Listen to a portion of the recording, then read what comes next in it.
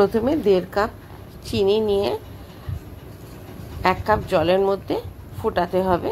তারপরে যখন একটু ঠান্ডা জলের মধ্যে 1 চামচ ফেলে দেখতে হবে এরকম বল হচ্ছে কিনা। যখন দেখবো বল মতন তৈরি হচ্ছে তার মানে চিনিটা জমাট বাঁধছে, তখন যে জিলেটিনটা ভিজিয়ে রেখেছিলাম জলে সেই জিলেটিনটা দিয়ে, ওই চিনির শিরায় জিলেটিনটা দিয়ে অনবরত নাড়তে হবে। নাড়তে নাড়তে দেখবো একটা কনসিস্টেন্সিটা দেখবো যে ঘনত্বটা যে ড্রপ বাই ড্রপ পড়ছে কিনা। অনেকক্ষণ টাইম লাগছে পড়ার। হ্যাঁ, আমি বারে বারে ওটাকে চেক করছি যে কিভাবে পড়ছে, সেটাকে দেখছি যে আঠালো ভাবটা এসছে নাকি।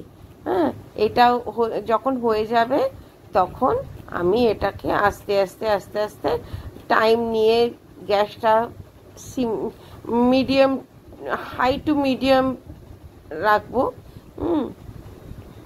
রেখে তারপরে এটাকে নাড়তে নাড়তে এটা যখন দেখবো হয়ে গেছে তখন এটাকে নামিয়ে একটু ঠান্ডা করে নিয়ে ভ্যানিলা এসেন্স দিয়ে বিটার দিয়ে ভালো করে ফেটিয়ে নিয়ে, যদি ইচ্ছা হয় একটু কালার দিয়ে ডেকোরেট করবার, কালার দিয়ে ডেকোরেট করে একটা বাটার পেপারে আমি এটাকে স্প্রেড করে ফ্রিজে 7 ঘন্টা রেখে দেবো।